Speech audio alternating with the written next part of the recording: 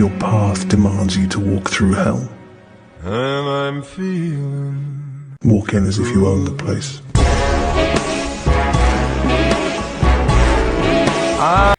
No, I have told you, you cannot go back yet. I am not opening the cube. You are not going home, not yet. You have not earned a reprieve. Oh, good evening, everyone. Welcome back to Miss Violets Underworld. I was just having a little head-to-head with Ed here. But today's film that I'm going to take a quick look at here in the Underworld is Night of the Demons 2. One of my favourite horror films. I saw it when I was first about 14 years old. I absolutely fell in love with the damn thing. So, we're going to talk about that in this episode. First, quick little shout out to all my new subscribers. Thank you. Thank you for coming along and joining us in the Underworld here at Calico Productions. I am so thankful to everybody that subscribes, watches, and enjoys the content that we put out here. Thank you. From the bottom of my black, broken heart, I thank you. And also a special shout out to Tony Harris of the Retro Movie Zone. Thank you for watching my first episode, and over on Facebook, you gave me a compliment comparing me to Elvira. Now, I'm very flattered by that. But flattery will get you nowhere in the Underworld, I'm afraid. So, moving quickly on, Night of the Demons 2, directed by Brian Trenchard Smith, who some of you may know from Leprechaun 3 and 4. If you are a fan of the Leprechaun franchise, we have a few of them here in the Underworld, but they're contracted at the moment. They're doing this work behind me, this going on over here, somewhere over there. That's to be revealed later. But anyway, the film stars Amelia Kincaid as Angela, reprising her role from the first film. If you don't know, quick little backstory of Night of the Demons 2. It is a sequel to Night of the Demons. Obviously, it wouldn't be called 2 if it wasn't. If you can't figure that out, what are you doing here? But anyway, I digress. But anyway, yeah, the backstory is, in the first Halloween film, Angela throws a party at Hull House. They unknowingly or accidentally release demons. People get possessed, people get killed. And Angela comes back in the second one. This film features the character of her sister, called Mouse, Melissa. And yeah, it's just kind of more of the same. You know, there's a party, they end up at Hull House, Angela ends up there. There are some good bits, I will talk about that in a moment. I'm just going to run through the cast quickly. But yeah, okay, so you've got Amelia Kincaid as Angela. She wasn't really much of an actress. On the Blu-ray that's playing behind me currently, it does actually talk about, with the special effects guy talks about how they found her in a strip club for the first one, and she's now a pet sidekick. So, yay her. We then have Christy Harris as BB. Her most notable credit was Sunset Beach. I have done a bit of research and that was all I could find. Then we have Robert Jane as Perry. Now, people may know this guy as Bobby Jane, and he played Melvin in Tremors 1 and 3. Is it 3 or 4? I have 3 written down here. So, number 3. But, yeah. So, kind of a who's who, or who's who, of horror movie films. We have Jennifer Rhodes as Sister Gloria. She's that has a very memorable scene in this film. I'll talk about that in just a moment. And she was in the Towering Inferno, played a secretary apparently. I've never seen it, but the Towering Inferno just makes me think, burn.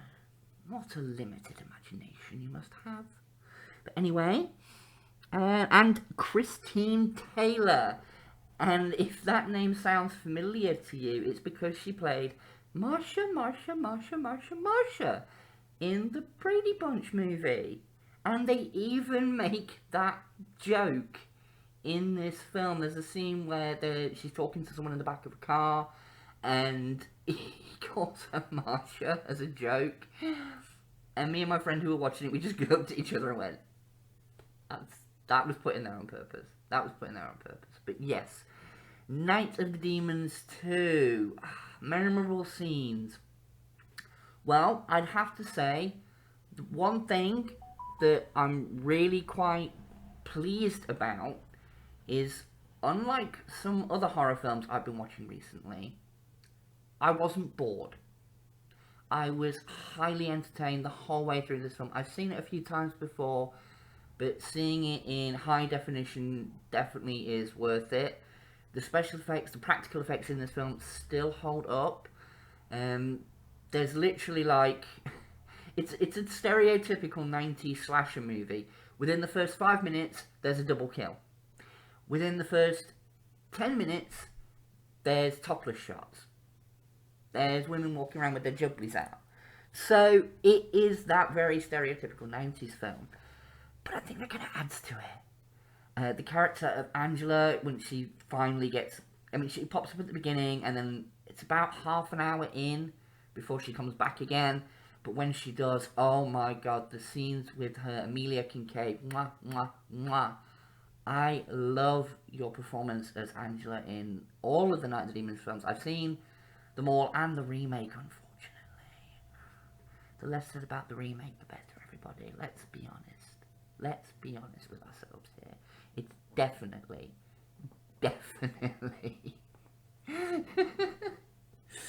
Oh, I'm sorry, but the remake was just... I mean, if my neck wasn't already gushing blood, it would be now. But anyway, so Angela gets going. She kills a few people. There's a really inventive one that I really, really love. There's the scene before this one is there's a lipstick that's possessed, and it's how the demons get to the Catholic school. It's set in part in the Hull House and part in a Catholic school. That's why there's nuns and all sorts running around. Anyway, going off track. I don't like going off track. I'm already off the fucking rails. I don't need to go off the track. Oops. Discussing my mental state. Discussing my mental state. Anyway. Yeah, there's a scene where this lipstick kind of French kisses this girl. She manages to pull it off, throw it across the room. The lipstick very phallically starts coming out of the lipstick towards the girl, and it goes up her hoo-ha. And then Angela is suddenly there, because she's now got a way to get out of Hull House. And this girl who gets possessed has this boyfriend called Rick. And she says to him about having a trick-or-treat, and he says, yeah, I'd love a sticky treat. It's that kind of film, people. And she shows her chesticles. And as he goes to touch them, they morph into a pair of hands and grab his hand and start tearing his hand apart. That scene, the special effects, the practical effects in that, because this was, you know, CGI was around in 94 when it came out, but it wasn't good CGI, really. So, you know... But that practical effect just, even now, is mind-bending to me. Just how and then they go back again, and it's like, ew, that was cool. I really did like that. I really did like that. The Angela snake monster thing at the end, which, if I lean out the way, is it probably on screen now? Yep, it's on screen right now. Yeah, that was done with a, you know, practical suit. They cut a piece out the floor and then, you know, so she could slide along and, you know, look like a snake. Very well done. Brilliant. The scene with Sister Gloria that makes me laugh is Angela pops up and chops her head off. Body hits the floor, and then her head pops up out of her habit like she sucked her head in like a fucking Ninja Turtle. What? What? that kind of film we're dealing with, people. You know, Ninja Turtle style fucking nuns. There's nuns like fencing with a yardstick at one point. It's a batshit insane film, and I highly recommend it because it's such good fun. And a horror movie should do one of two things. Even if it's not meant to be a comedy, it should either entertain you or scare you, or a little bit of the two. And if it's not doing either of those two things, if it's just boring you like a certain other film I watched the other day, Best in British Horror My Ass Crack, then yeah, it's doing its thing. If you sit there and you giggle and you talk about it afterwards, it's done its job, and that's what Night of the Demons 2 does. It's screwball crazy horror film, and it knows that it is, and it doesn't fucking care. So for that, I love it. I give it a 10 Eds out of 10, and I highly recommend you go and check out Night of the Demons. Start with the first one, work your way through the series, ignore the remake. As much as you may love Sharon Elizabeth, ignore the remake.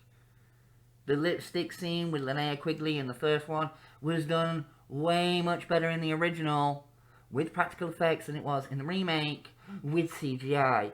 So suck it. But anyway, I've been Violet. This has been The Underworld. And I shall catch you next week with another creepy horror film. Mwah. Bye-bye, my sweet, tortured souls. Bye. If your path demands you to walk through hell, and I'm feeling walk in as if you own the place.